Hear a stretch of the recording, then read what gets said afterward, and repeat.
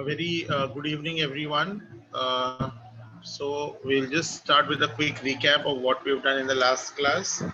So in the last class, we started with, in fact, we continued our discussion on neuron, wherein we said neurons are nothing but structural and functional unit of the nervous tissue.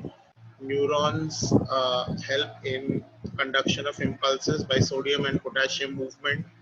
Neurons are cannot multiply or divide. Neurons have the capacity to not only generate but also conduct electrical impulse.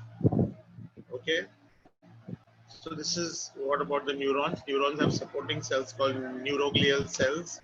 Neuroglial cells are of four types rather: microglial cells, which perform phagocytosis; astrocytes, which form the blood-brain barrier; oligodendrocytes, which form the deposition of myelin sheath; and finally, oligodendrocytes produce myelin sheath in the central nervous system, and Schwann cell produce myelin sheath in the peripheral nervous system.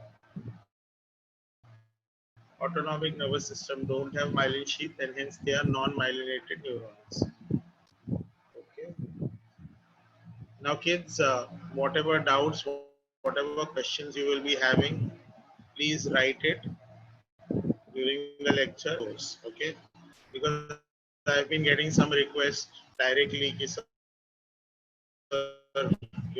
clear the doubts and all that. I think whatever doubts need to be cleared needs to be cleared in the class itself. Yes. So towards the end, when I ask you, please put your doubts. Please type your doubts and keep it ready on the chat section. All right, kids. All right. Now,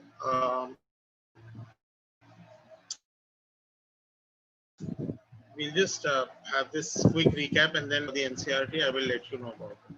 Okay. So then we had, yes, neuron was having a cell body called cyton or soma, also called perikaryon. It has many branches. The thin branches, the thin cytoplasmic extensions which are unbranched are called dendrons. The thick one is called axon. Axon is unbranched. There are many dendrons, but there is only a single axon in the of the cyton is called neuroplasm. It contains all cell organelles which are present in an eukaryotic cell plus two more. Two additional cell organelles present in neuroplasm are: number one, neurofibrils, which help in faster conduction of impulses, and Nissls granules. Nissls granules are basophilic. Nissls granules are also called tigroid bodies. Nissls granules are made up of um, ribosomes, RNA, and protein. Nissls granules help in protein synthesis. So whatever proteins need to be produced will be produced by Nissls granules. Okay. Then we also studied the structure of an axon in detail. Axon has a complicated structure. The point where axon begins is called axoplasm. The point where axon begins from the cyton is called axon hillock. Axon hillock is considered to be the most excitable part of the neuron. Excitability means capable of generating electrical impulse. Okay. Then we said that the axon will have a cylinder called axon cylinder or axis cylinder. The membrane of the axon cylinder will be called axolemma. The fluid inside the axolemma will be axoplasm. Now, axoplasm contains all ingredients of neuroplasm, that is cytoplasm of cyton. However, two things are missing in it. The missing ingredients are: number one, Nissls granules, which will help in synthesis of proteins, and Golgi bodies, which help in packaging of protein.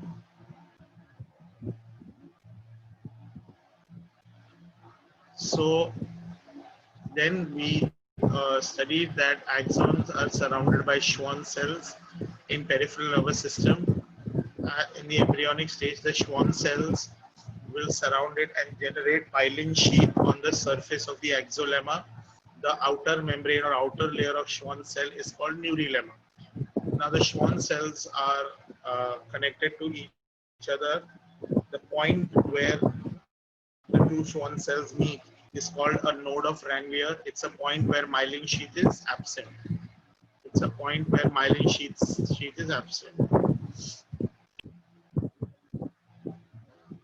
Okay. Then myelin sheath is uh, absent in node of Ranvier. So the electricity, myelin sheath is a conductor. So electricity will jump from the place where there is no conductor. That is, it jumps from node of Ranvier to another node of Ranvier. That is called saltatory conduction. Then we also studied that we classified neurons. The first classification was based on myelinated or non-myelinated axons. Myelinated are found in central nervous system, peripheral nervous system. Non-myelinated are found in autonomic nervous system. Myelinated axons are found in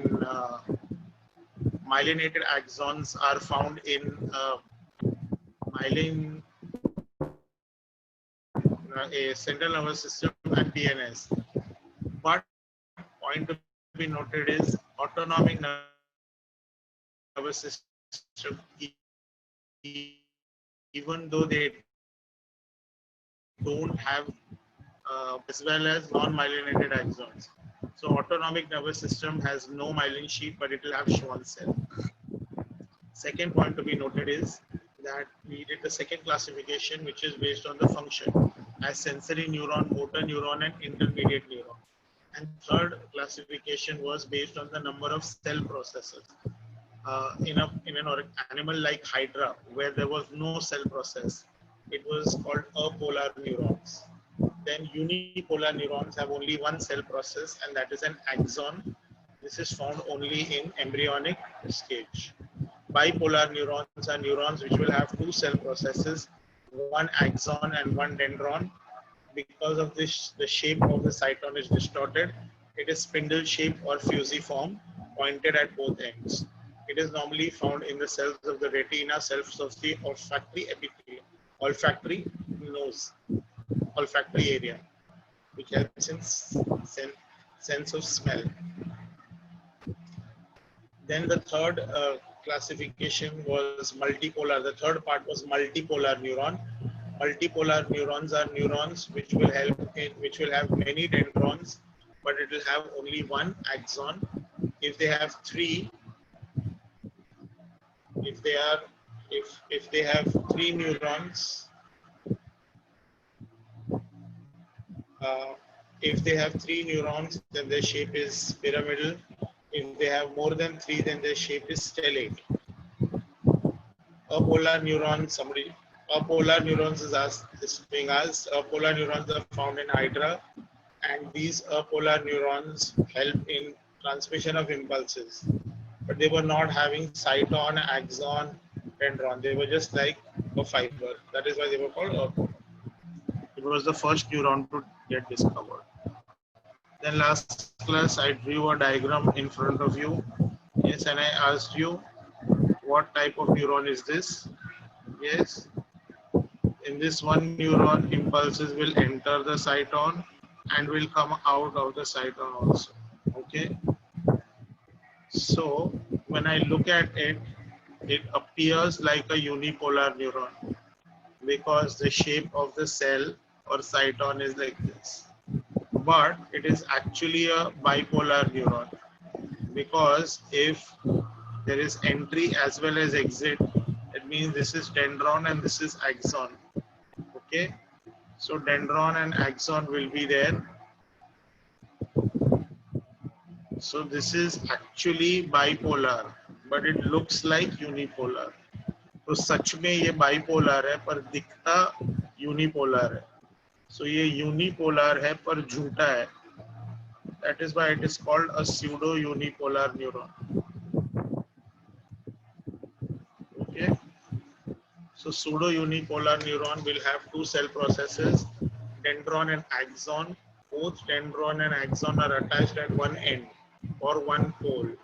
That is why this is called pseudo unipolar neuron. Now where do we find it? Now we have a elongated structure in our back called the spinal cord. The spinal cord will send out a branch from in front and there will be a branch coming from behind. These two eight parts will join together to form spinal nerve. Okay, so spinal nerve comes like this. So we say spinal nerve begins as two parts. So we say that the spinal nerves has two roots. Okay, the first, this one is behind, so it's called the dorsal root. This one is in front, so it's called the ventral root. So two roots, dorsal root and ventral root. Now in the dorsal root, there is a collection of cytons, and all those collection of cytons will be pseudo unipolar. A collection of cytons is called ganglion. So dorsal root ganglion of spinal nerve. Mark this, very important. Pseudo unipolar neuron is found in the dorsal root ganglion of spinal nerve. Pseudo unipolar neuron is found in the dorsal root ganglion of the spinal nerve.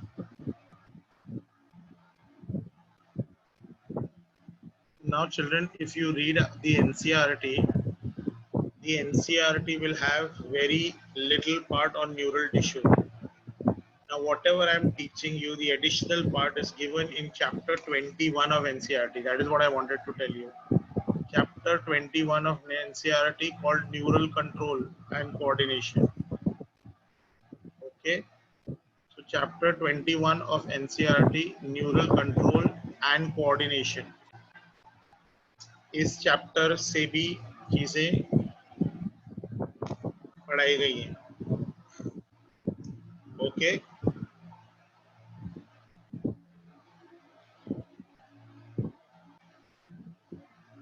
So this is an example of pseudo unipolar. It is an exception. The dorsal root ganglion. Okay. Now in our nervous system, there is something known as gray matter and something known as white matter. Now what is gray in color? Gray is that Nissls granules and cytoplasm. What is white in color? Myelin sheath. So what is white in color are all the myelinated axons. So whenever we say that in the brain there is gray matter and white matter means myelinated axons. Gray matter means cytons and collection of dendrons or sometimes collection of non-myelinated axons. All of them will appear gray in color. Okay.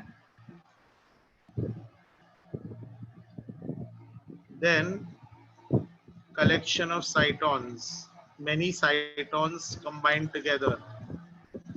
Collection of cytons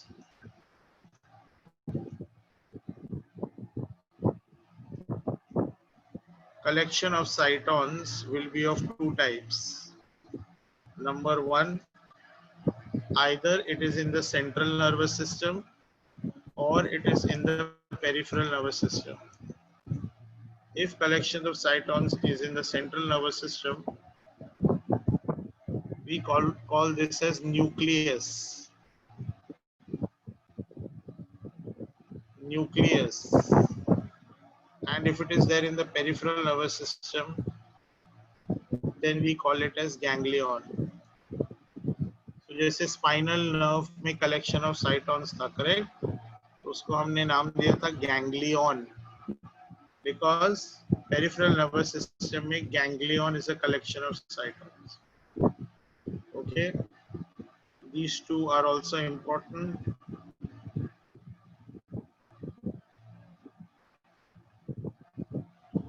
Then we come to the most important part and slightly confusing also, and that is transmission of electrical impulses.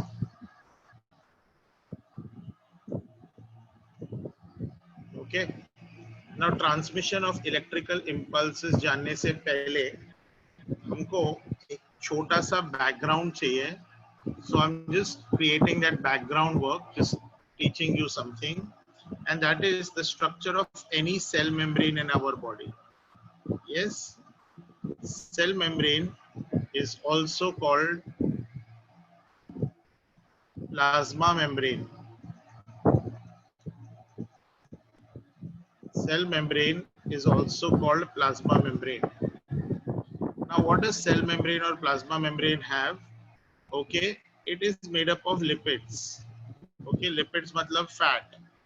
Okay, and there are two layers of this lipid. Okay, a structure like this represents a very complex chemical structure of lipids. We just draw it like this because this resembles head. Yes, the head loves water. So it is the hydrophilic head. But the two long chains of carbon here don't love water. So this is called hydrophobic tail. Phobia means to be scared. So hydrophilic head and hydrophobic tail. Hydrophobic BIC.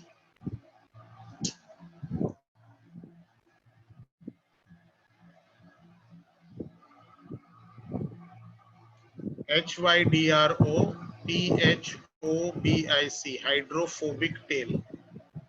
Okay, so the entire plasma membrane is made up of lipid bilayer. Now children, if lipid bilayer is there, then how are substances transported? So for transport of substances within the lipid bilayer, there are multiple proteins. So this part in blue that I'm drawing, they are called proteins. Okay, they pass through and through the membrane. So they are also called carrier proteins. Yes. Another word for this is they form a tunnel. So they are also called tunnel proteins. Okay. And they are also called channels. Okay. So if anything has to go in or out of the molecule, in or out of the cell, it will obviously go through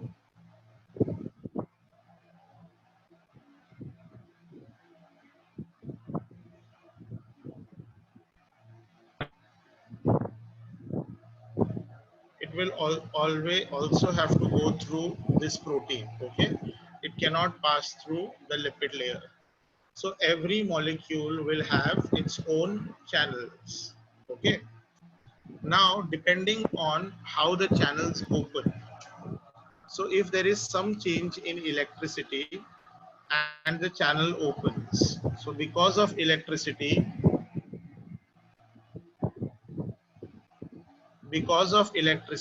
channels will open.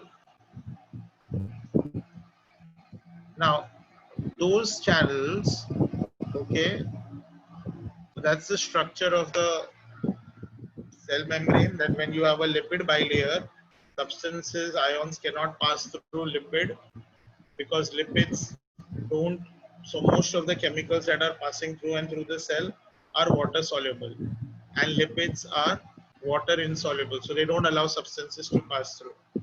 In between them, nature has given proteins. Proteins can allow these substances to pass through. So if the channels or those tunnel proteins open because of electricity, they are called voltage gated channels. Okay, voltage gated channels. That means their gates will open when there is a voltage or electricity.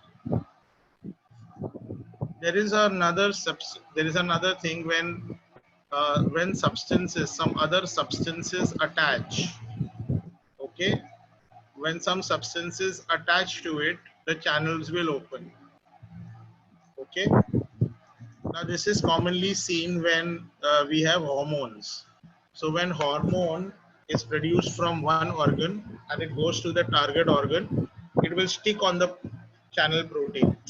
Then the channel will open and allow other substances to pass through. So if they open when some substances attach to it, then they are called ligand gated channels. Ligand का मतलब होता है sticking material. Ligation means to join or stick. So if the channels open because of changes in potential difference or electricity, they are called voltage gated channels. If the channels open because substances are attached to it, then they are called ligand gated channels.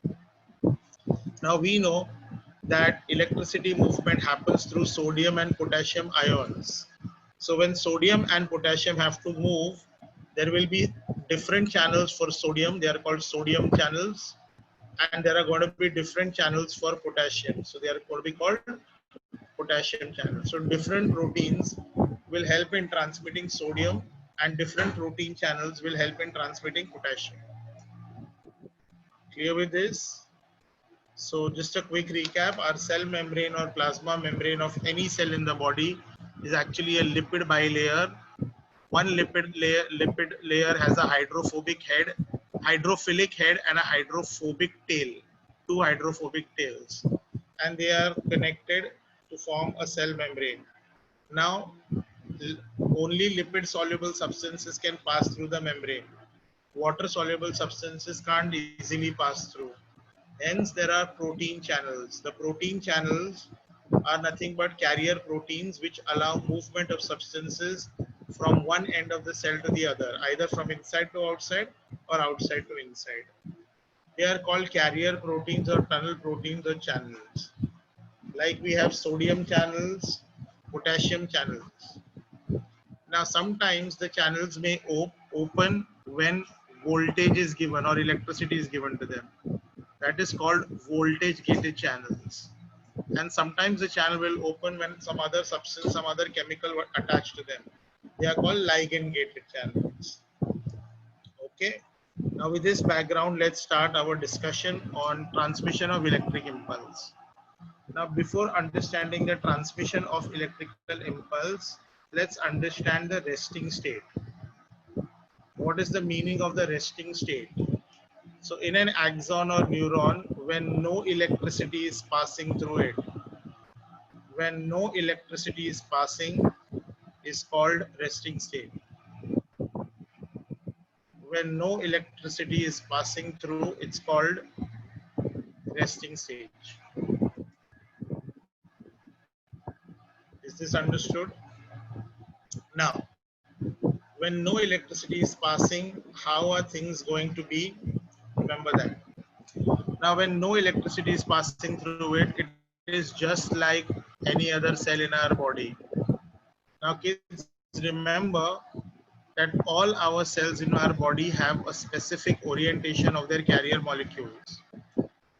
All of them allow potassium to enter. Okay, so their carrier proteins are in such a way that when no electricity is passing through, so it is true for all cells in our body, they will allow potassium to enter. There is a word for it. It is permeable to potassium. Okay, and in the resting stage, they prevent sodium from entering. Okay, so if they prevent sodium from entering, that means the cell membrane is impermeable to sodium. The cell membrane is impermeable to sodium. Okay, now this is very critical. कौन सा channel open रहता है, कौन सा channel close होता है, beginning में बहुत इंपॉर्टेंट है, बिकॉज आगे जाके ये क्लोज, वो ओपन, वो क्लोज, ये ओपन, ये होने वाला है, and then you will tend to confuse it. Not your mistake also. There are so many things to remember in this bloody world, and so little brain that you have got that we need a brain tag. Okay.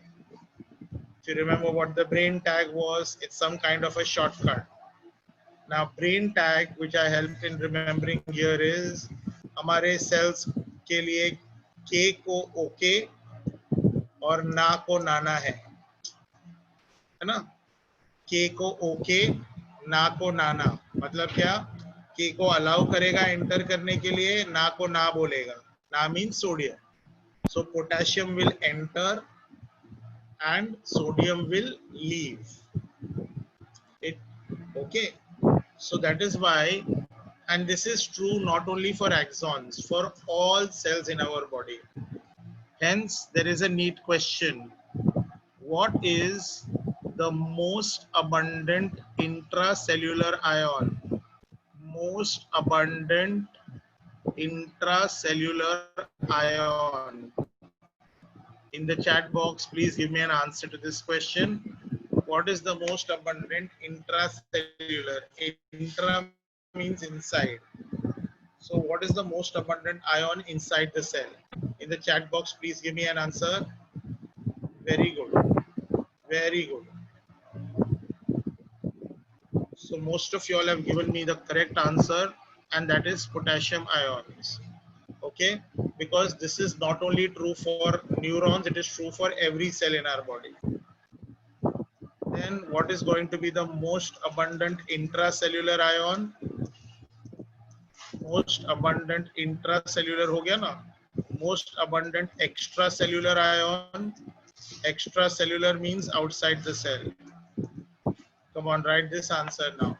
Most abundant extracellular ion कौन सा होगा? Yes, I've started getting the answer. Very good. Very good. Sodium ions are going to be the most abundant extracellular ion. Yes. So this is how the channel proteins are there. So potassium channels will remain and sodium channels will remain closed. So sodium channels will not allow sodium to enter, but they will allow potassium to enter. So now children, if I just observe, say this is the axon.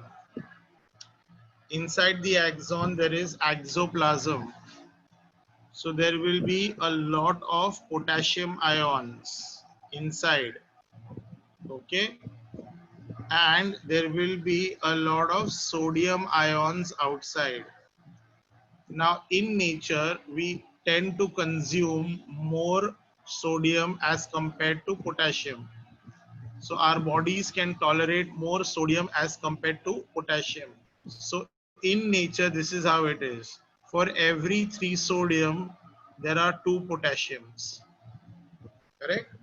So there will be, obviously in nature, we are consuming more sodium and less potassium. Also the common salt that we have has potassium chloride and potassium iodide. है ना? So sodium chloride and sodium iodide with potassium chloride and potassium iodide. Now because of this, see what is happening. The outer surface of the membrane will have more positive charge. So will be positively charged. While the inner surface of the membrane will be negatively charged. So the outer surface is positively charged and the inner side of the membrane is negatively charged. दूसरे side पे भी, this is outer surface, so it will be positively charged and the inner surface is always negatively charged. Now this is true for each and every cell in our body, and scientists have been able to identify the potential difference here. The potential difference for almost every cell of our body is minus 70 millivolts. What is the meaning of the word minus?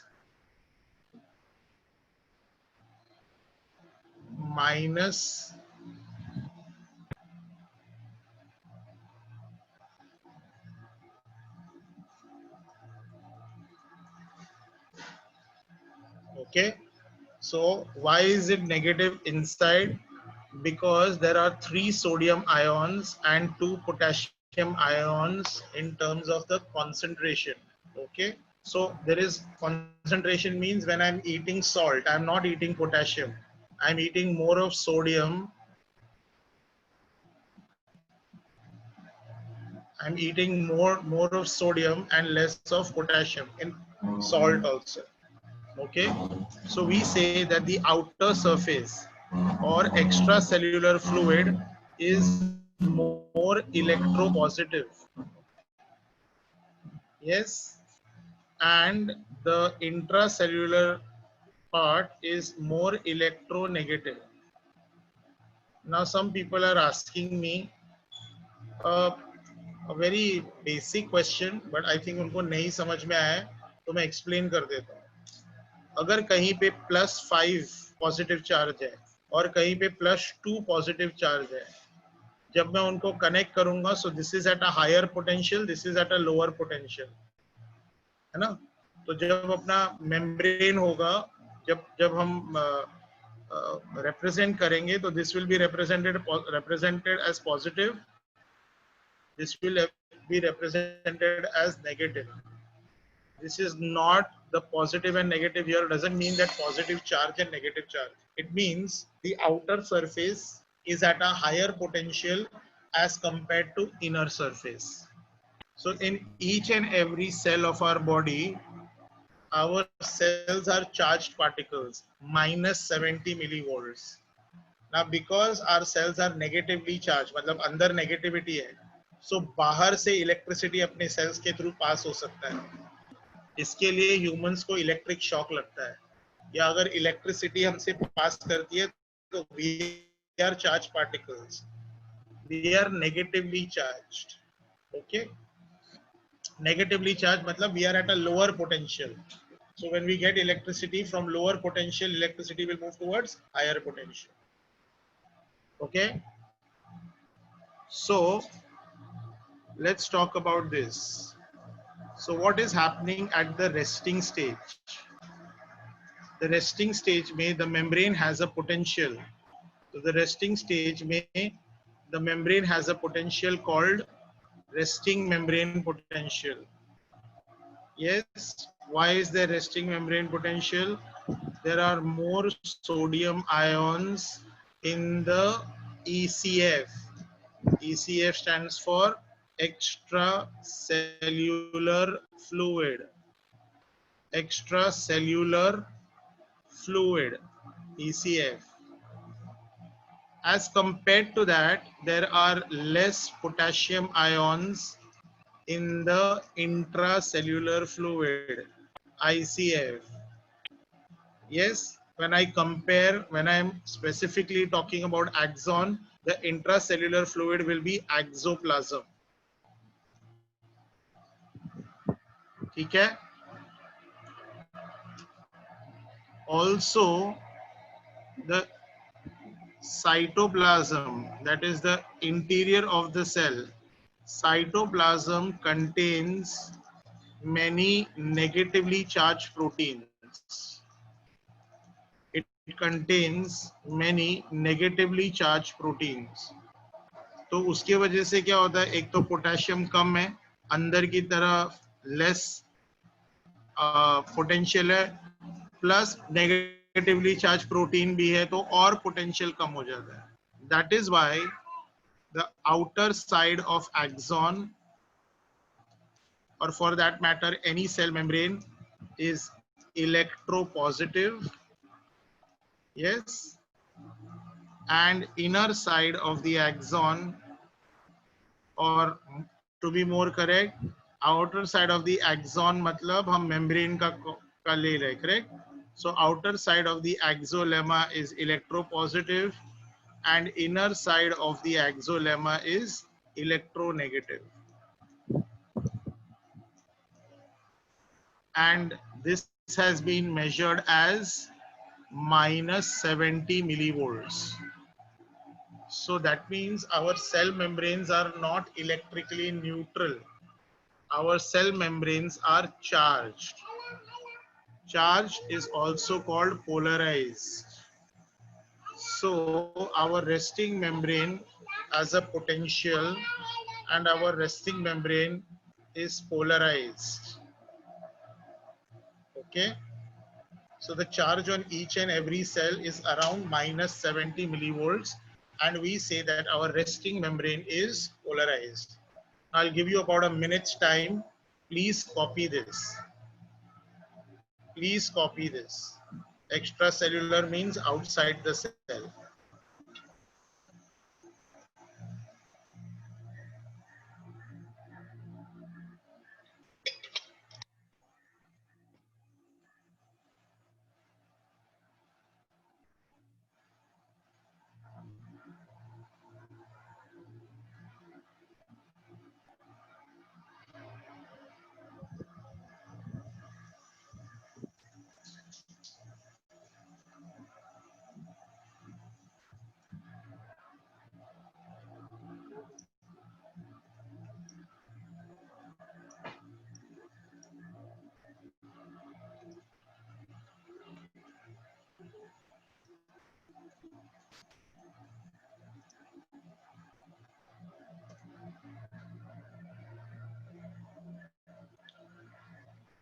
So potential difference is on either sides of the membrane or between intracellular and extracellular fluid.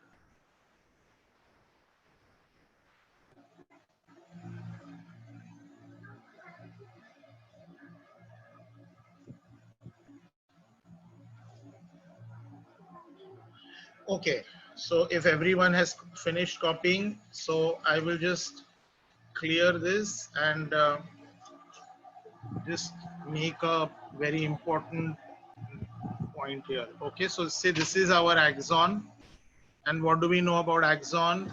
Axon has exoplasm here, right?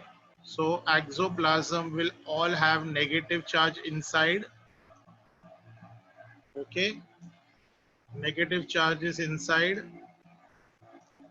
and the outer surface is positively charged. Okay.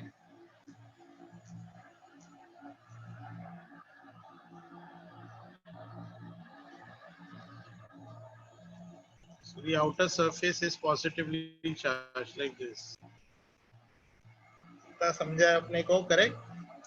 Now let's consider three. मतलब see, it is one continuous ये, but let's consider 3 points. Say point A, point B, and point C.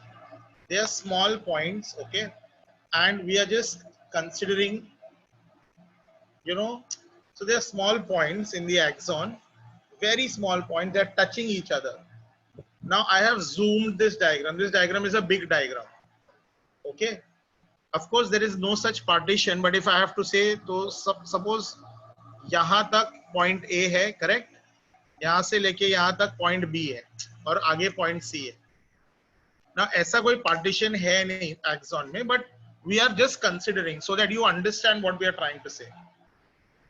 So let's consider the axon has 3 points, A, B, and C, which are touching each other, and they are in contact with each other, obviously. Now, what will happen and how things will work? So I can say both point A, point B, and point C, all three are in the resting stage. Electricity is not passing through it, and all three of them have minus 70 millivolts as their potential difference. Yes. So all three of them are in the resting stage.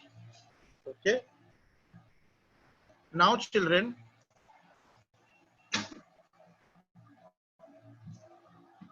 this will happen. Two things can happen when electricity from somewhere else reaches point A, okay, or something else can happen when point A gets a stimulus. So we say when point A is stimulated, okay. तो ऐसा हो सकता है कि point A है जो axon में है, वो कहीं और से इलेक्ट्रिसिटी ले रहा है, कहीं और से इलेक्ट्रिसिटी वहां पे आ रही है, या पॉइंट ए को हमने स्टिमुलेट किया है. दोनों ही सूरतों में something will happen in point A. Now what will happen in point A? When electricity reaches point A or point A is stimulated, the cells of the axon have one unique property which other cells of our body don't have. When this happens, sodium channels at point A, sodium channels at point A will open. Okay, so whenever electricity reaches a point A or point A is stimulated, that A could be any point. But here in our discussion of the diagram, when point A is stimulated, sodium channels at point A will open. Now because of this, what will happen? Sodium ions will enter the exoplasm. Now when sodium ions start entering the exoplasm, what will the exoplasm now have, children? The exoplasm will now have sodium ions as well as potassium ions. Hence, we will say that the polarity will change. Polarity will change. So because sodium ions have now started entering, all the sodium ions will start entering inside. अब अंदर sodium भी रहेगा और potassium भी रहेगा. अब उसके वजह से क्या होगा कि सोडियम और पोटेशियम दोनों पॉजिटिव चार्ज अंदर है, तो द पोलैरिटी विल चेंज. मतलब पहले पोलैरिटी क्या था, बाहर पॉजिटिव अंदर negative. Now it will change to बाहर नेगेटिव अंदर positive. So from -70, this changes to around plus 30 millivolts. What is the plus sign indicating? Inside of the cell. So at the resting membrane, it was -70. Because of the sodium channels opening, sodium entering, it has now become plus 30 millivolts. This opening of sodium channels, okay? This opening of sodium channels is called depolarization. The opening of sodium channels, this process is called depolarization of point A. Did we understand that? So when electricity reaches a point or a point is stimulated, sodium channels at that point will open. So all sodium will enter from outside to inside. So inside with the exoplasm, there will be sodium as well as potassium. Hence the polarity will now change. Of course, everything will not happen at once. It is going to be gradual. And in this gradual changes, from -70, it will gradually rise to +30. Understood? So in our diagram, what will happen when point A is stimulated? All the sodium from outside will start entering inside. Sodium will start entering inside. Because sodium starts entering inside, now sodium is already there inside with potassium ions. So what will happen to the polarity? The polarity at this point will change. Yes, and this reversal of polarity is called depolarization of point A. This will be called depolarization of point A. So this will have outer negative charge and inner positive charge. Okay, so there is going to be depolarization of point A. Samjha? So there will be a lot of sodium ions here. Correct? Now, when point A gets depolarized, and I'm just removing the sodium ions ka line, the entry I'm removing. So if you see, now a local circuit is set up. So now we say electricity will move from point A to point B. Okay? Towards the inner side of the membrane, electricity will move from positive to negative. So it will move from point A to point B. Now when electricity moves from point A to point B, electricity reaches point B, same changes will happen at point B.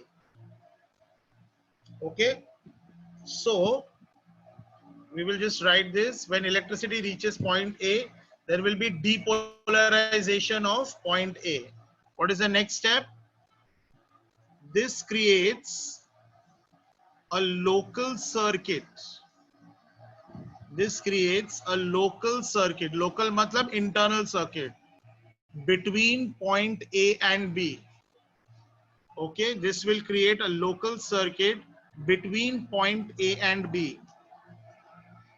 So electricity, we can say, now moves from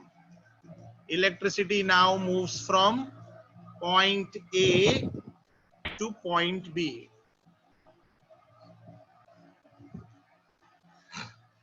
Now electricity has reached point B. So all the changes that happened in point B will also happen. All the changes that happened in point A will also happen in point B. Okay. So when electricity reaches point B, what will happen at point B, children? What will happen at point B? What will happen at point B can be said in one word. There will be depolarization. There will be depolarization of point B. What is the meaning of the word depolarization of point B? Sodium channels will open. When sodium channels open, sodium will enter. So there is entry of sodium in the exoplasm. Then polarity of point B will also start reversing. But something interesting is happening at point A.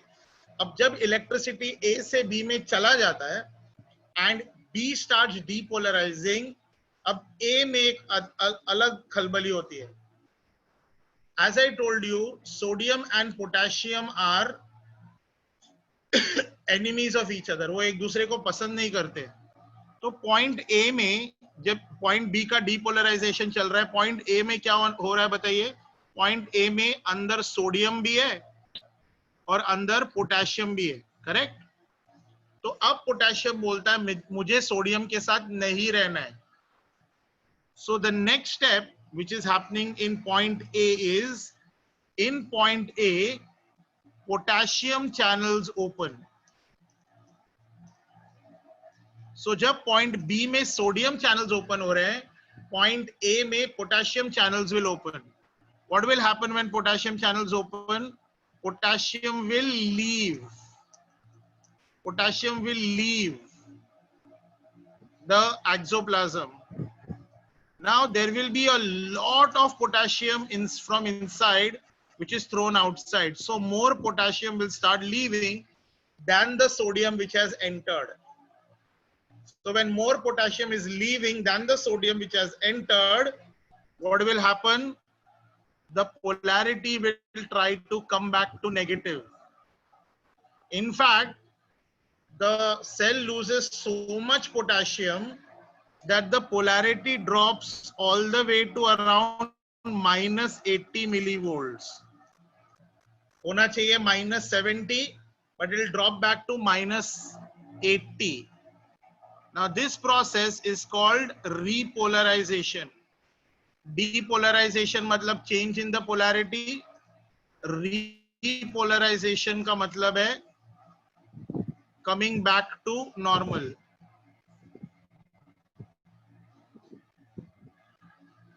Okay, so when point B is getting depolarized, when point B gets depolarized, children, at the same time point A is getting repolarized. So how can I show that? We can show this. Okay, how can we show that? So when point B is getting depolarized, मतलब क्या हो रहा है? Sodium. So at point B, sodium is entering and potassium is already there. At point A, what is happening? Sodium is inside and potassium is going out. Okay, potassium is going out. So in the first phase, there was depolarization of point A. When electricity moves from point A to point B, there is depolarization of point B, matlab sodium will enter, and there is repolarization of point A. Now this will keep on happening. Because of depolarization of point B, there will be a local circuit set up. The local circuit will transmit impulse from point B to point C. So in the third step, point C is going to undergo depolarization. Point B is going to undergo repolarization. So this depolarization, repolarization keeps on happening and electricity will move. So एक point में depolarization होगा, उसके वजह से electricity will move to point B. So point B में depolarization, point A में repolarization. Then electricity will move from B to C. Point C में depolarization, point B में repolarization. C to D, D में depolarization, C में repolarization. So this alternate depolarization and repolarization which is happening will help in the transmission and generation of electrical impulse. Electrical impulse अगर generate करना है, मतलब sodium channels को open कर दो. Transmit करना है, तो भी sodium channels को open कर दो.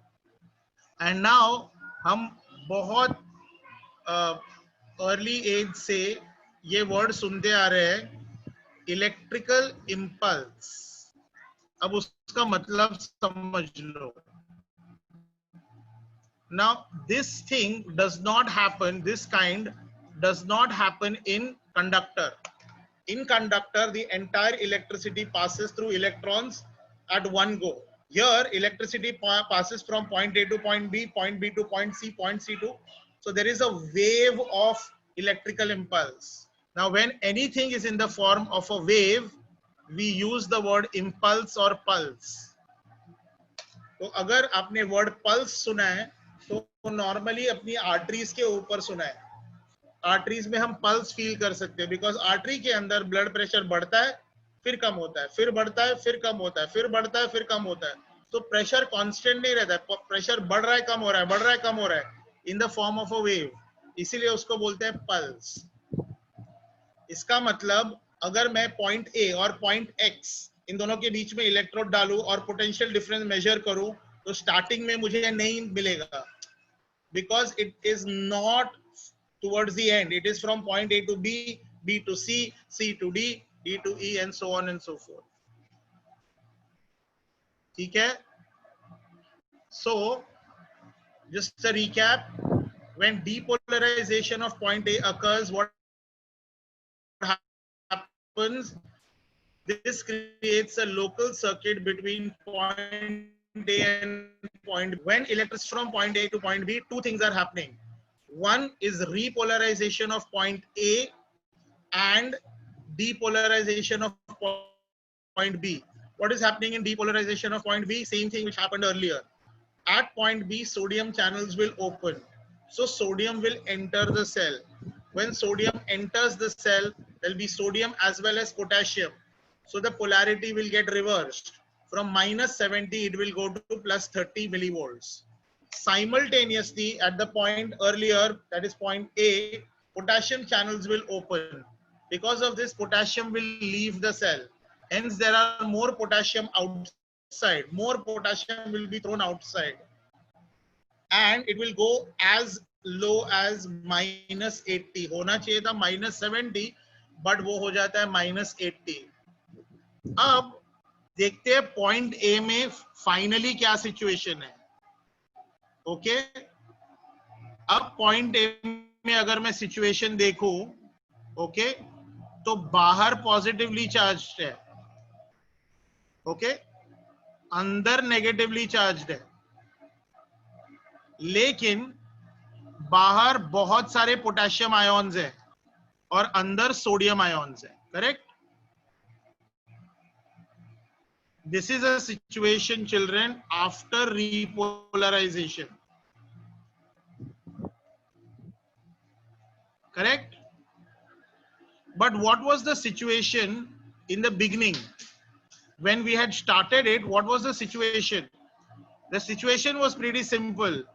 K ko okay and na ko nana. So kids, this is the resting stage. So even though it has undergone repolarization, point A has not reached the resting stage because potassium और sodium reverse हो चुके हैं.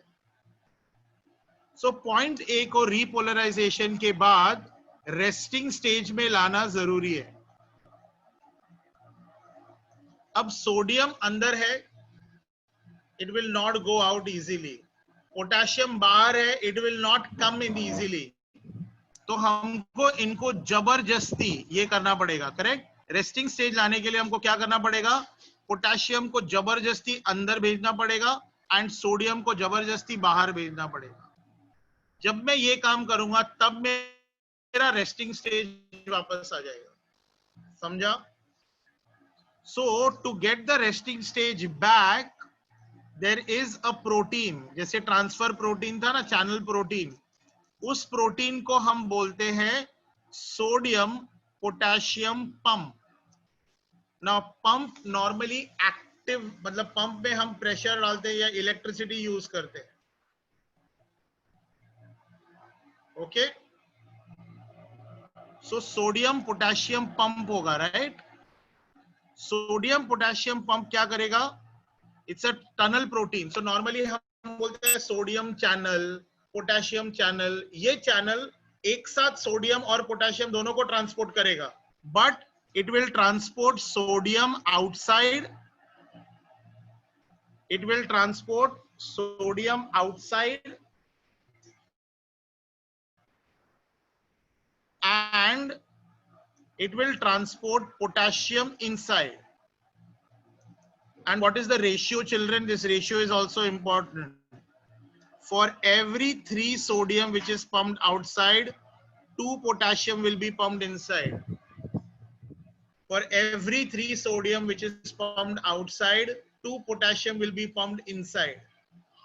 This protein will need energy because they are not ready to go or get transported. So the energy is in the form of ATP, energy currency of the cell. Okay. So point A में क्या हुआ है? पहले electricity reach, सिर्फ point A का बात करते हैं. Point A में हुआ depolarization, जिसमें सोडियम चैनल्स ओपन हुए, sodium entered.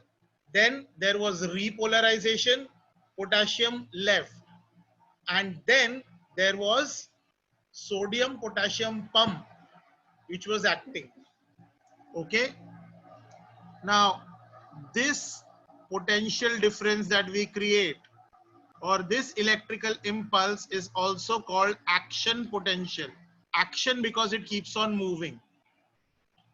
So here I am plotting a graph, okay, where here there is millivolts and here there is time. As time passes, what will happen? So this is, say, minus 90 ले लेते हैं इसको. Okay, let this be 0 millivolts. Okay, and let this be plus 30 millivolts. है ना? अगर ये minus 90 है तो minus 70 कुछ इधर होगा. Okay, जिस ग्राफ के लाइंस बना रहा हूं. So now we are drawing action potential at point A. So अब action potential at point A कैसे होगा दिखेगा? पहले तो minus 70 चलते रहेगा, correct? Now say at one point, okay, I give it a stimulus. I give it a stimulus का मतलब क्या है? या तो उसको इलेक्ट्रिसिटी आया कहीं से, so that arrow indicates that point A is stimulated. Now when point A is stimulated, sodium channels will open and the graph will rise upwards. Now this graph or this part is depolarization. And what has happened in this? the sodium channels are opening. So entry of sodium in the cell. Once it reaches plus 30, what happens? जैसे ऊपर आया था वैसे ही नीचे जाएगा. What is this process? This is called repolarization. And what is repolarization? Exit of potassium from the cell. Exit of potassium from the cell.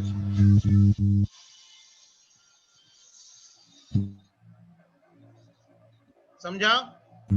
Then we said that more potassium are actually falling out. So here it reaches almost minus 80 millivolts. है ना? So some people use a word for this. They are saying कि repolarization के बाद भी और repolarization हो रहा है. So उसको हम बोलेंगे hyperpolarization. Hyperpolarization मतलब -70 millivolts से वो और नीचे जाके -80 millivolts के आसपास रहता है. Correct? So this area from here to here, this part of the graph will be called hyperpolarization. ठीक है? जब बहुत सारा पोटेशियम निकल जाएगा, that is the time when our sodium potassium pump will act. So I'm just changing the color of the graph. This is the point where the sodium potassium pump will act. Yes, sodium potassium pump is a protein which can carry sodium as well as potassium. It will throw 3 sodium out and will put 2 potassium in. In this way, it will be able to maintain the resting membrane potential. So it will be able to maintain the resting membrane potential. Clear with this? Now, just taking you back a little bit, after repolarization, children, in this situation, even if a new stimulus comes, अगर एक नया stimulus आया, तो sodium channels open होंगे और sodium channels open होके करेंगे क्या? बिकॉज सारा सोडियम तो अंदर ही है. मतलब जब तक ये रेस्टिंग मेम्ब्रेन तक वापस नहीं जाता, मतलब from here, from this point two this point, है ना, ये वाला जो आर्क है, उसमें अगर मैं कोई नया इलेक्ट्रिकल इंपल्स दूं तो भी पॉइंट ए में कोई फर्क नहीं पड़ेगा, बिकॉज आयॉन्स उल्टे है ना, पोटेशियम बाहर है और सोडियम अंदर है. So this phase of the graph or this phase is called refractory period. Okay, so I'm just this part to this part. Okay, this part to this part is called refractory period.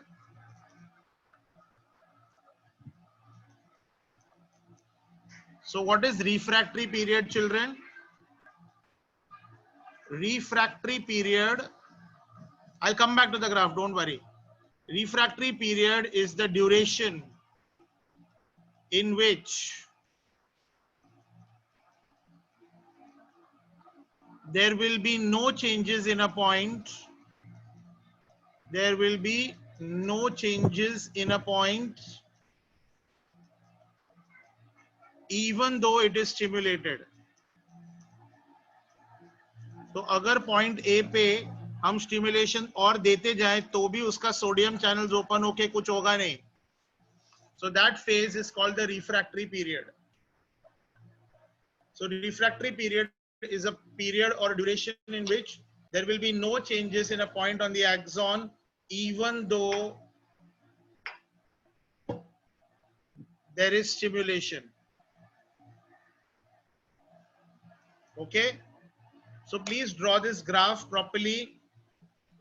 The part below -70 to -80, वो brown color का part ये वाला is called hyperpolarization. Hyperpolarization means -70 से भी और नीचे गिर गया, hyper polarisation.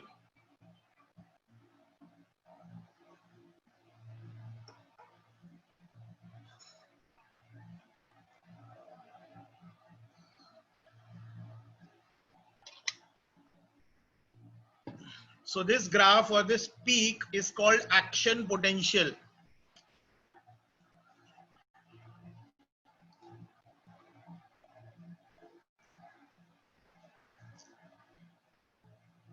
Okay. Now let's draw graphs at different points, how it will work. So say point A, there was this depolarization, repolarization, hyperpolarization, sodium potassium pump काम करेगा। अब point to be noted, ये point A का है blue colour में। Point B में क्या होएगा, जब पॉइंट ए में रीपोलराइजेशन हो रहा है, पॉइंट बी में क्या होने वाला है, डीपोलराइजेशन, फिर रीपोलराइजेशन, फिर sodium potassium pump. So brown वाला graph is of point B. Okay, now I am drawing an orange वाला ग्राफ ऑफ पॉइंट सी। जब पॉइंट बी में रीपोलराइजेशन हो रहा है तभी पॉइंट सी में डीपोलराइजेशन होएगा and this process will continue. So इसीलिए इसको एक्शन पोटेंशियल बोला गया है, because these peaks will come in point A, then it will come in point B, then it will come in point C, and we say that this graph keeps on moving across the membrane. फिर point D कैसा होएगा, जब C में repolarization हो रहा है, point D में depolarization होगा, and the process will continue.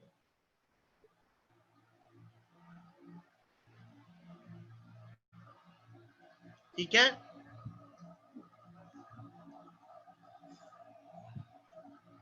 Okay, so let's try to just sum all this up. So say I have point A, point B, which are connected to each other. The next point is point C, and then there is point D. Okay, then here we are talking about instant. Instant matlab one first moment of time में क्या होने वाला है, second moment of time में क्या होने वाला है, correct? So वो इंस्टेंट ऑफ टाइम है, इसके लिए मैं उसको T1 T2 लिखता हूँ। T1 मतलब time 1, time 2, time 3, time 4, time 5, time 6। So in the first instant हम क्या अज्यूम कर रहे हैं कि पॉइंट ए में होगा, इलेक्ट्रिसिटी पहुंचेगा, तो पॉइंट ए में क्या होने वाला है, depolarisation. Yes, so there is going to be depolarisation. तब point B, point C, point D resting membrane पे है, तो हम कुछ नहीं लिखेंगे। अब नेक्स्ट इंस्टेंट में क्या होने वाला है, point B is undergoing depolarization, but point A is undergoing repolarization. There is nothing happening at point C, point D right now. In the next instant of time क्या होने वाला है बच्चे, electricity will move from B to C. So now C will undergo depolarization. Yes, B will undergo repolarization. B will undergo repolarization, and A will move back to resting stage.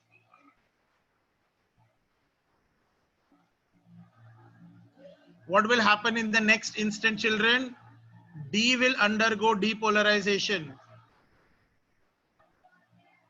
When D is undergoing depolarization, point C will undergo repolarization.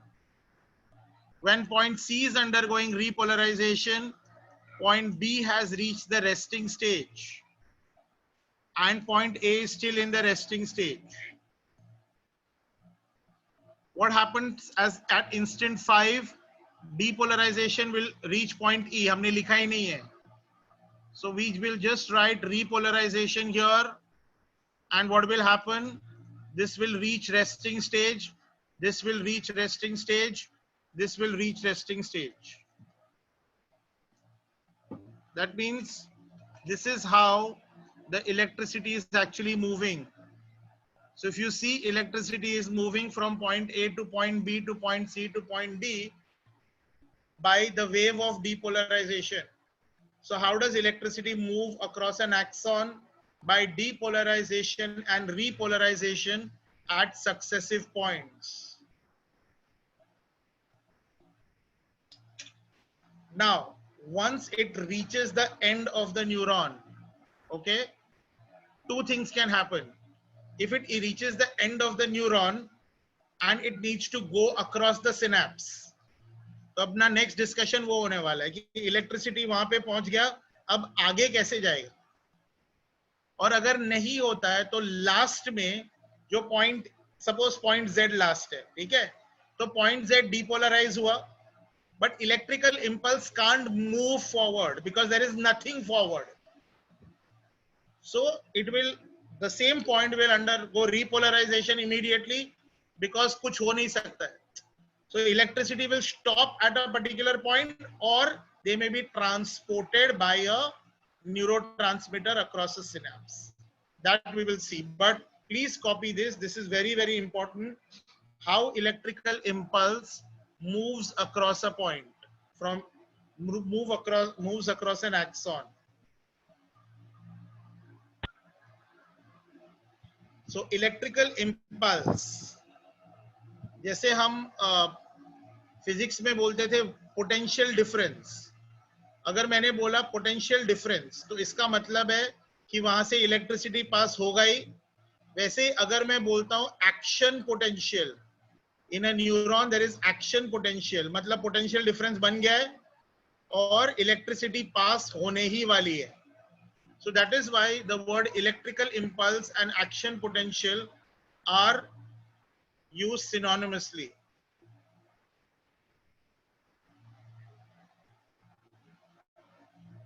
Okay, so please get all these graphs in place.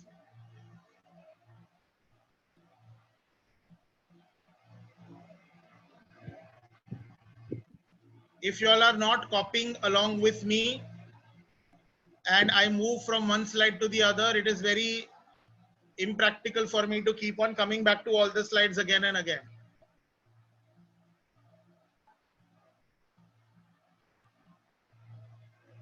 Okay, please finish this quickly.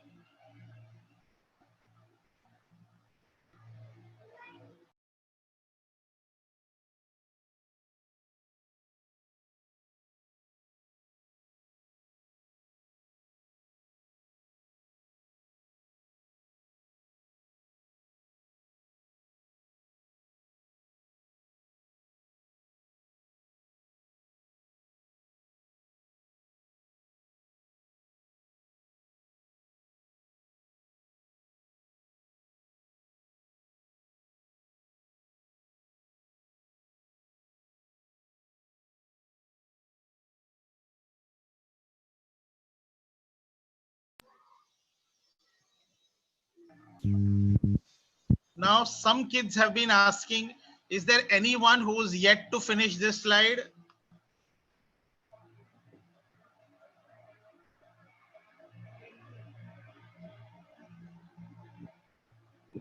The word electrical impulse and action potential can be used synonymously. Whenever there is an action potential, means electrical impulse is passing through.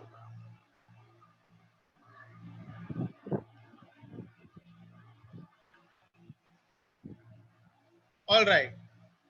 Now, some people were asking me, what is the function of medullary sheath? Okay. Medullary sheath is also known as myelin sheath. Yes. So now see, this is the function. As I told you, whatever I was discussing was in a non-myelinated axon. Now suppose the same thing happens in a myelinated axon. So this is myelin sheath here. Now myelin sheath is covering all the transport proteins. Because myelin sheath is covering all the transport proteins, this is myelin sheath. There can be no movement of sodium or potassium across myelin sheath. So children, this is going to be point A and this is going to be point B. Means if I want to record potential difference here, it will not be possible. So sodium entry, then electricity moving, then another sodium entry, potassium. So it only takes place from one node of Ranvier to another.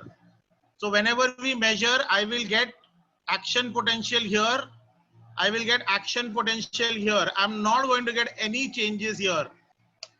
That is why I will be able to calculate electricity only from one node of Ranvier to another. That is why it is said that it is a jumping one. If this myelin sheath was absent, then point B would have been close here, somewhere here. You know? So that is why movement from A, B, C, D, when there is no myelin sheath, will be slower. And when there is a myelin sheath, the points will be the nodes of Ranvier. So electrical impulse will appear to jump from one node of Ranvier to another. That jumping transition, that jumping transition is called saltatory conduction. Did we understand this?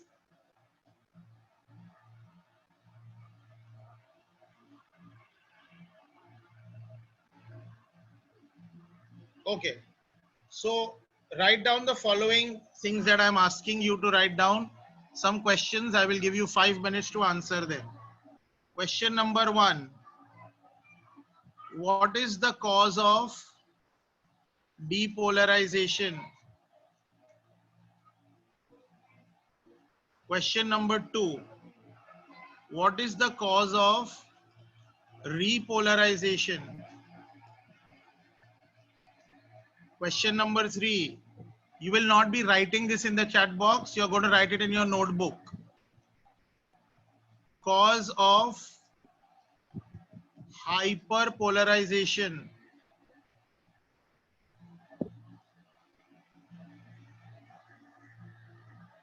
What is the cause of hyperpolarization?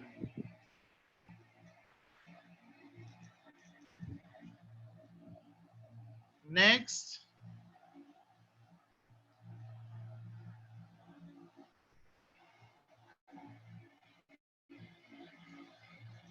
what is the function of the sodium potassium pump? Number 6,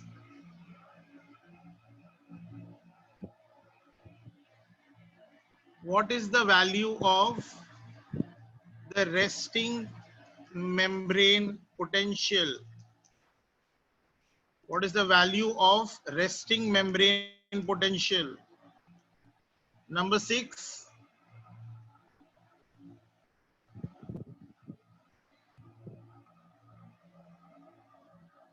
what is refractory period in a neuron? What is refractory period in axon? Come on, answer these 6 questions in your book. Once you finish writing in your book, if you want to share in the chat box, then share. I will give you about 5 minutes exact.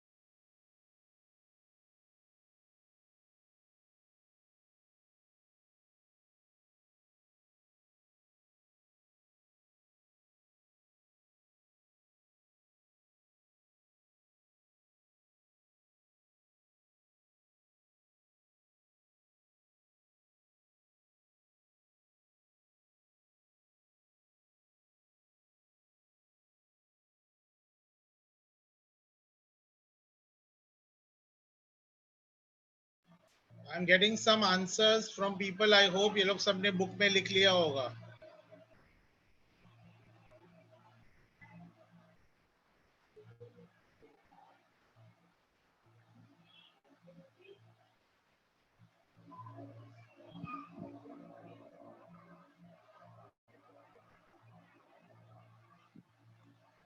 Good.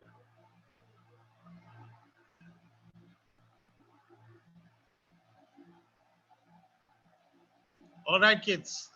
So please check your answers. What is the cause of depolarization, children? See, the cause of depolarization is definitely going to be a stimulus. But stimulus causes opening of sodium channels, which is depolarization. So cause of depolarization is entry of sodium in the cells. Okay. Now, all cells and axons or neurons, all of us have minus 70 millivolts, but only axons in a stimulus can generate electrical impulse. Reason? Because it can open sodium channels. Children, there is one more word for entry. Entry, you know, in many books is also given as influx, and exit is also given as efflux. Okay, so influx of sodium into the cell is the cause of depolarization. What is cause of repolarization? Exit of potassium from the cell or efflux of potassium from the cell. What is the cause of hyperpolarization? Continued removal of potassium. Continued removal of potassium even after minus 70 millivolts. Continuous removal of potassium even after minus 70 millivolts.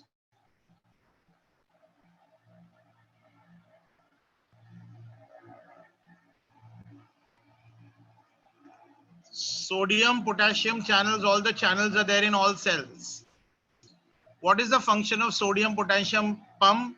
Some people wrote restore balance, very specifically to pump 3 sodium in and to pump 2 potassium out so that it can maintain the resting membrane potential.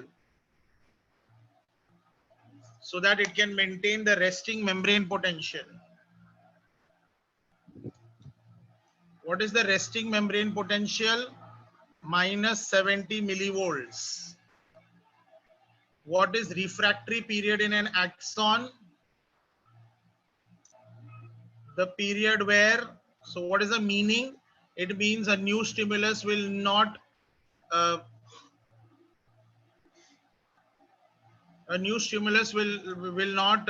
stimulate the axon to generate electrical impulse. So what is it? It is the period of hyperpolarization plus the period where sodium potassium pump will work. The period of hyperpolarization plus the period where sodium potassium pump will work. Okay.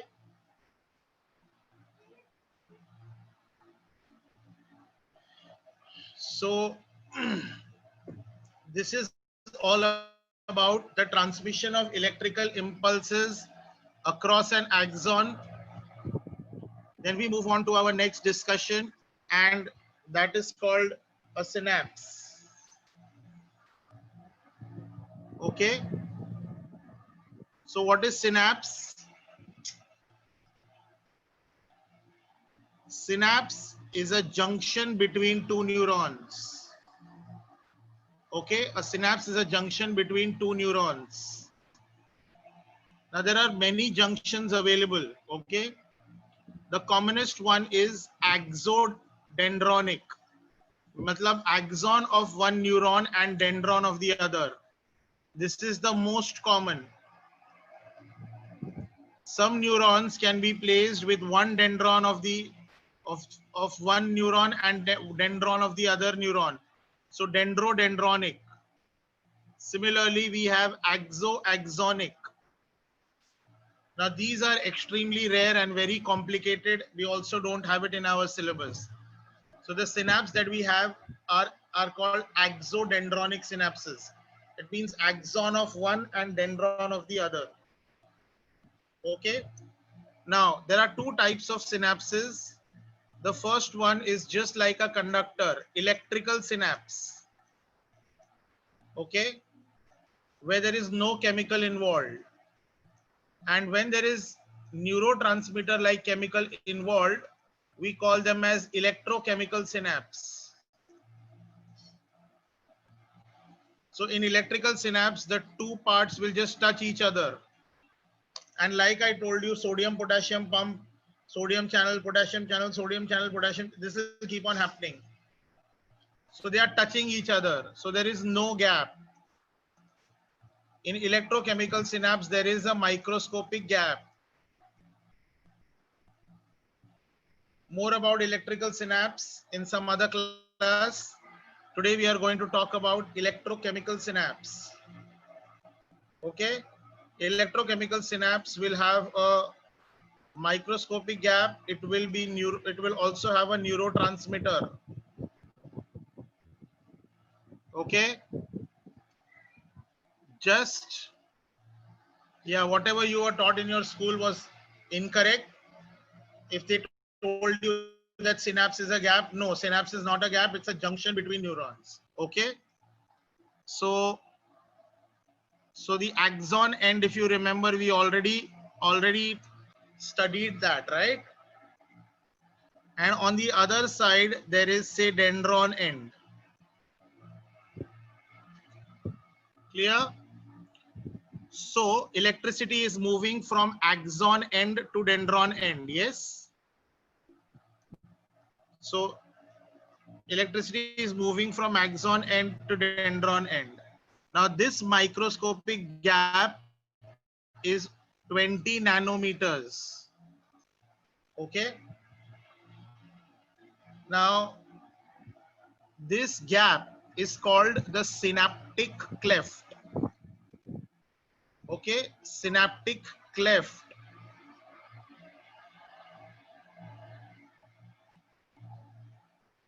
CLEFT, cleft, synaptic cleft, which is a gap in nanometers.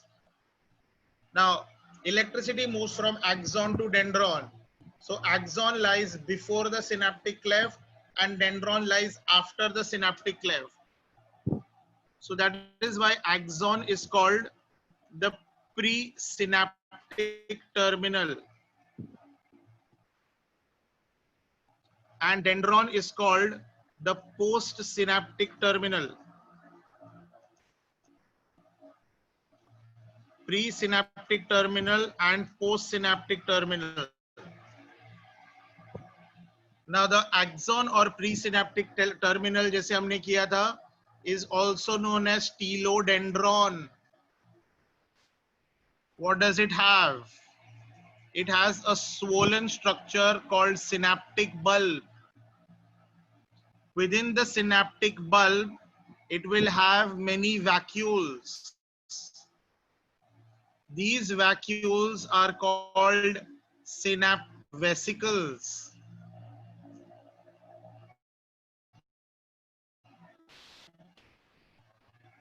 These vesicles, organic chemicals called neurotransmitters. Okay. Then what is present on the dendron end? Dendron end, children, will have the structure of a cell membrane, but at regular intervals, it is also going to have carrier proteins. And these carrier proteins are going to get attached to neurotransmitter. So neurotransmitter is going to get attached on the carrier protein. That is why these parts are called receptors for neurotransmitters. Why they called receptors for neurotransmitters? Because they are proteins which will give attachment to neurotransmitters. Okay. So axon is a presynaptic terminal, dendron is a postsynaptic terminal, बीच में gap होता है called synaptic cleft. चलो, I'll give you 1 minute. Please copy this. The simple diagram, basic diagram, copy it.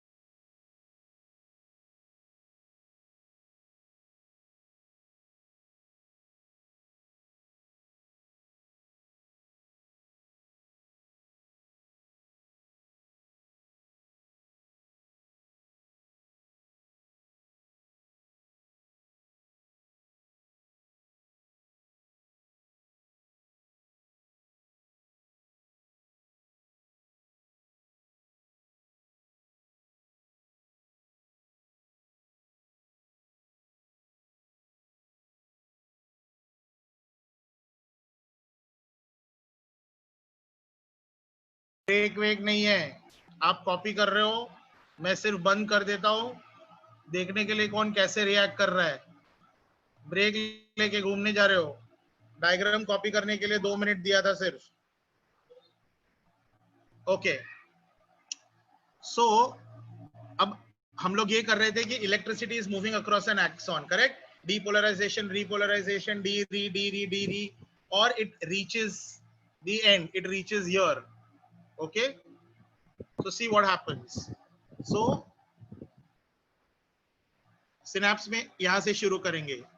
Action potential reaches axon end. Okay, when action potential reaches axon end, what will happen? This is very very important. Calcium ions. So सबसे पहला ये step होता है, calcium ions from the ECF. ECF का मतलब है extra cellular fluid, मतलब axon के बाहर से calcium ions from extra cellular fluid will enter the synaptic bulb. Okay, then these calcium ions will bind to synaptic vesicles. These calcium ions will bind to synaptic vesicles. क्या बोलने की कोशिश कर रहे हैं हम, that जैसे ही एक्शन पोटेंशियल यहां तक पहुंचा, बाहर से कैल्शियम आयन्स अंदर जाना शुरू हो जाते हैं.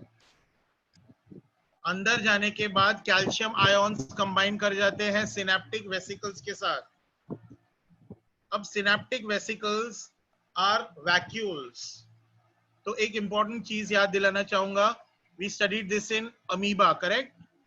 सो अगर अमीबा को सपोज एक फूड पार्टिकल मिलता है, उसको ये फूड पार्टिकल खाना है, तो अमीबा क्या करने वाला है, it is going to send a pseudopodium on one side, pseudopodium on the other side. इसको अपन phagocytosis बोलते हैं. So the food particle will get trapped in a vacuole, है ना, और फिर क्या होता है, वो वैक्यूल अंदर की तरफ आ जाता है. So the amoeba is now like this, और ये जो वैक्यूल है वो बाहर से अंदर की तरफ आ गया है, और अंदर ये फूड पार्टिकल ट्रैप्ड है ना. So I can say that this food particle came inside the vacuole from outside. So this process is called endocytosis. Endocytosis means एक वैक्यूल बाहर से अंदर की तरफ बना. Now suppose इस अमीबा के पास एक और वैक्यूल है जिसमें उसका वेस्ट प्रोडक्ट है. अमीबा का वेस्ट प्रोडक्ट होता है अमोनिया गैस, है ना. तो अब उसको वो अमोनिया गैस रिलीज करना है, तो क्या होगा, ये वैक्यूल ग्रेजुअली सेल मेम्ब्रेन तक आएगा, ठीक है, ये वैक्यूल क्या करेगा, सेल मेम्ब्रेन तक आएगा, करेक्ट, एंड यहां पे आके सेल मेम्ब्रेन में आके वैक्यूल और सेल मेम्ब्रेन का आपस में जो एरिया है वो फूट जाएगा. So now what am I going to get, I am going to get amoeba like this, and ये वैक्यूल ऐसा आ गया है और इसका अमोनिया बाहर निकल गया, ठीक है. So this process of removal of substances और removal of substances outside is called exocytosis. समझा, exocytosis. अब अंदर क्या आएगा, न्यूट्रिएंट्स, बाहर क्या जाएगा, वेस्ट प्रोडक्ट्स. तो कभी कभी अगर ये सेल सॉलिड फूड खाता है, अगर ये सेल सॉलिड फूड खाएगा तो यही एंडोसाइटोसिस के प्रोसेस को हम बोलेंगे फेगोसाइटोसिस. और अगर ये सेल वाटर लिया या लिक्विड लिया अंदर, सो इसको हम बोलेंगे पाइनोसाइटोसिस. सो कुछ वर्ड्स इंपॉर्टेंट हैं जो आपको जानने चाहिए, exocytosis, endocytosis, okay. Then exocytosis is removal of vacuole outside. Endocytosis means getting the vacuole inside. अगर उसमें खाना आया है सॉलिड फूड तो उसको हम फेगोसाइटोसिस बोलेंगे, अगर पानी या लिक्विड आया तो उसको हम पिनोसाइटोसिस बोलेंगे. इतना समझा.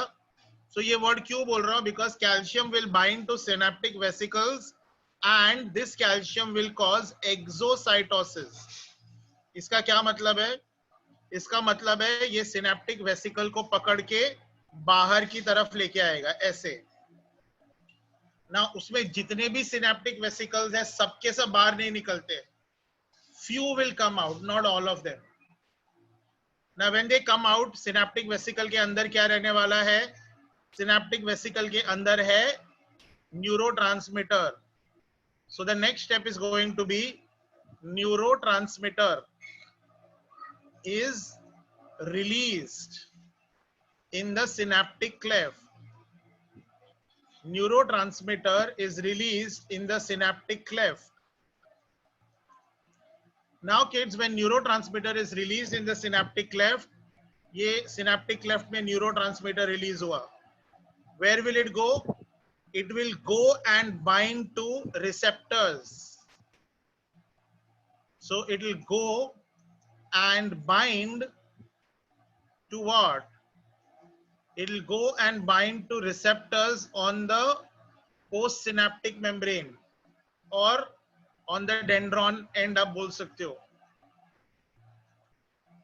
Now what will happen when neurotransmitter binds to this neurotransmitter, this is important, when the receptors will bind to the neurotransmitter, they will open sodium channels. समझा, when they open sodium channels, it will lead to what, depolarization. और बच्चे एक बार depolarization हुआ तो क्या होगा, the next point will become depolarized, this point will become repolarized, फिर उसका next point will become depolarized, this point will become repolarized, and we say that the electrical impulse has passed through. Electrical impulse has passed through. This is very, very important. So when action potential reaches the axon end, calcium from the extracellular fluid will enter the synaptic bulb. It will combine with a few synaptic vesicles. It will bring the synaptic vesicles to the surface. The process is called exocytosis. Because of this, neurotransmitter will be released in the synaptic cleft. These neurotransmitters will go and bind to proteins present on the membrane of dendrons. They are called receptors. The moment the neurotransmitter sticks, sodium channels will open. When sodium channels will open at the dendron, sodium will enter. So we say electricity has now moved from axon end to dendron end. Okay. Now याद रखना ये वाले sodium channels का नाम क्या होगा. ये ऐसे सोडियम चैनल्स हैं जो न्यूरोट्रांसमीटर के चिपकने पे ही खुलेंगे. You remember that. अगर कोई चैनल कोई चीज चिपकने पे खुलेगा सो उसको हम क्या बोलते हैं, ligand gated sodium channels. Ligand gated sodium channels. समझा बच्चे. इसके पहले जो हम एक्सॉन में पढ़ रहे थे, the ones that we were studying in the axon, what did we do in that? We said that when point A is stimulated or electricity comes, so electricity के वजह से point A का, जब हम अभी पढ़ रहे थे इसके पहले सिनेप्स के पहले जब हम पढ़ रहे थे तो हमने क्या बोला था, when electricity reaches point A, sodium channels open. So those sodium channels are voltage gated sodium channels, and these sodium channels on the dendron are ligand gated sodium channels. Means they will open only when neurotransmitter will get attached. Samjha? Take 1 minute and finish this flow chart quickly, please.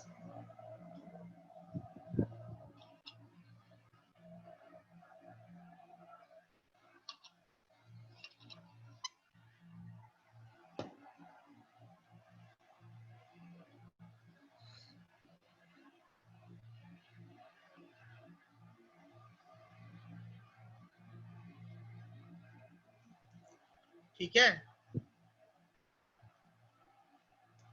Now this neurotransmitter in the synaptic cleft does not remain there forever. Once electricity passes, the function of neurotransmitter is over. So neurotransmitter is destroyed by an enzyme. Now that enzyme is also present in the synaptic bulb. So that enzyme is present in the synaptic bulb. The commonest neurotransmitter that we have studied even in our earlier classes was acetylcholine.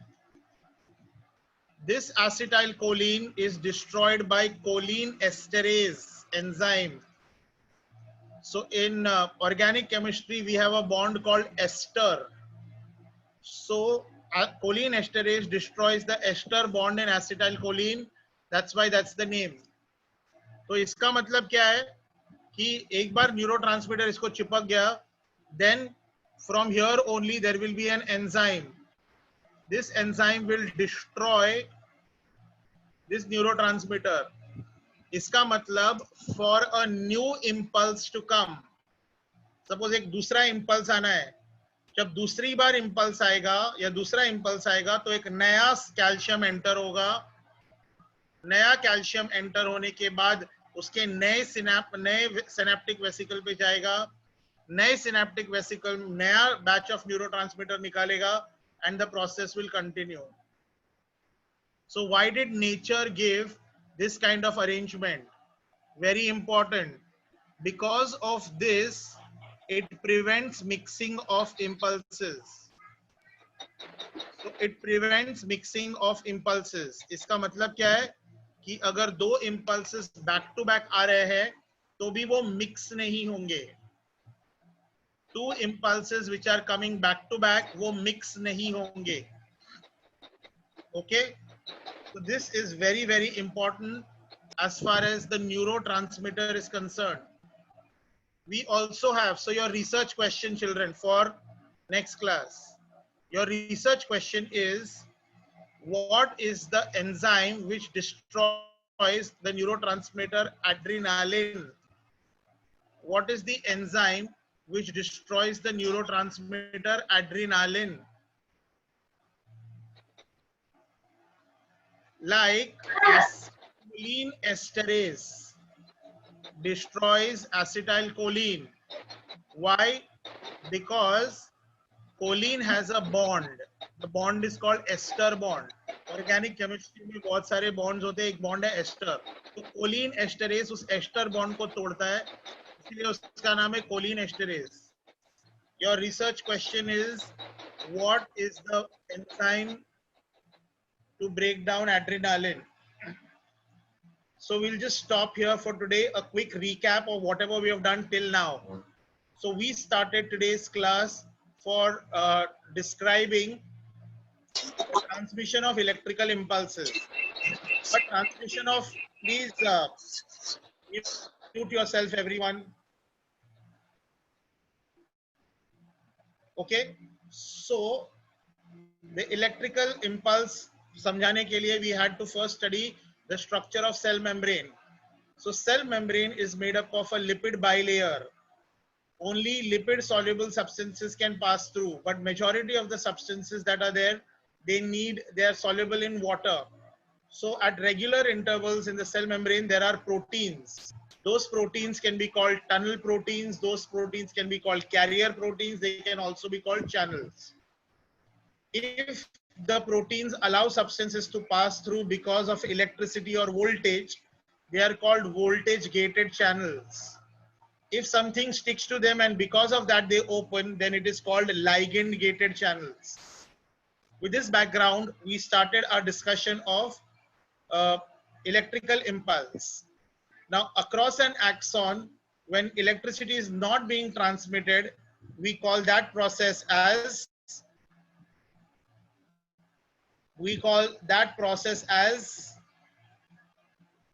Comedy.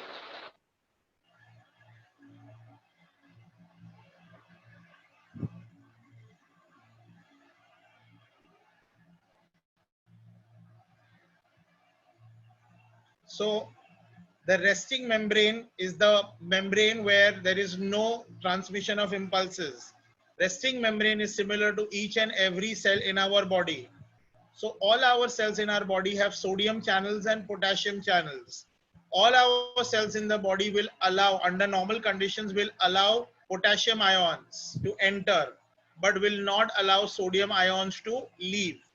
Will not allow sodium ions to enter. So that is why there is potassium inside and sodium outside. Also, the cytoplasm contains many negatively charged proteins. So because of that, the outer side of the cell, that is extracellular fluid, will have more positive charge as compared to intracellular fluid. So we say that the membrane is polarized. That means it has a higher potential outside and a lower potential inside. When we use micro electrodes to measure that, the value came to around minus 70 millivolts. Okay, minus indicating that the inner surface is negative. When electricity reaches a point, or when it is stimulated in an axon, only axons have the power that they will open sodium channels, or neurons have the power that they will open sodium channels. When sodium channels open, sodium will enter, or there is influx of sodium into the cell. Because of this, in the exoplasm, there is sodium and potassium both. So the polarity is changed or reversed. So the inside of the cell will now become positive and the outside of the cell will become negative. The polarity changes to plus 30 millivolts. This process is called depolarization. Now, when there is depolarization at a point, the point next to it is still in the resting membrane stage. So a local circuit of positive and negative is set up. Electricity moves from one point to the other from the inner surface of the membrane. Once electricity moves from point A to point B also undergoes depolarization. But point A undergoes repolarization. What is repolarization? The efflux or throwing out or exit of potassium from the cells is called repolarization. Now the cells will tend to throw out more potassium than required. Hence the electrical potential will fall from plus 30 millivolts to minus 70, and it will even go to minus 80. The excessive loss of potassium is called hyperpolarization. Now at the end of hyperpolarization, there is more potassium outside and there is more sodium inside. To bring that point A back to its resting stage, there is a sodium potassium pump. Sodium potassium pump pumps 3 sodium outside for every 2 potassium inside. So it's a pump which carries sodium potassium both. The movement is very specific. Sodium is outside, potassium is inside. It needs ATP. And this is how resting membrane is then obtained back. Now, when we plot it in the graph, we get a peak.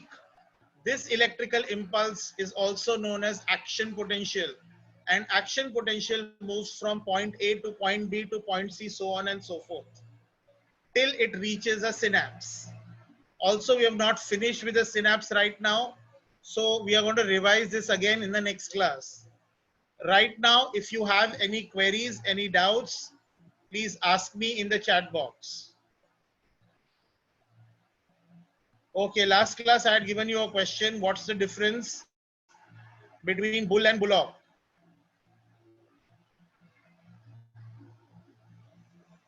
So bull is bigger, bullock is smaller. Bull is male, bullock is also male. So bull is actually the one who has active, bull is the one which has active testis which produces testosterone. तो क्योंकि bull में बहुत ज्यादा testosterone है, उसको control करना बहुत मुश्किल होता है, ठीक है. इसीलिए जब एक मेल काफ होता है, काऊ को एक मेल काफ होता है, तो उसके बचपन में उसके टेस्टिस को डैमेज कर देते हैं. Now when you damage the testis, उसमें टेस्टोस्टेरॉन नहीं होता है, but and because of that और बुलक, so बुलक हम कंट्रोल कर सकते हैं, बुल को हम कंट्रोल नहीं कर सकते हैं. ओके. पनवेल सेंटर से मुझे किसी ने 2 बार पूछा कि can you please explain the name of the enzyme. I think name of the enzyme मैंने 3 बार एक्सप्लेन किया है. एक बार तो आपका पहली बार क्वेश्चन पूछने के बाद दोबारा से कर देता हूं. Enzyme is called choline esterase. Ester is a bond. जैसे you have various types of bond, single bond, double bond, वैसा एक बॉन्ड ऑर्गेनिक केमिस्ट्री में होता है एस्टर, जो कि एसिटाइल कोलिन में होता है. तो ये एंजाइम एस्टर बॉन्ड को तोड़ता है, इसीलिए उसको हम कोलिन एस्टरेज बोलते हैं. Okay. When bull and bullock are born, they are exactly the same. Okay, so they are calves, they are male calves, but if you allow them to grow naturally, they will become a bull, and if you damage their testicles, they will become bullock. Bull अब कभी भी humans को तो हम लोग कभी भी वो काट का बुल काट नहीं होता, वो हमेशा बुलक काट होता है, because bull will not allow it to control you. In fact Spain वगैरह में बुल फाइटिंग होती है, ठीक है. That is the process of controlling the bull. Yes yes kids, any other question, any other query from today's class?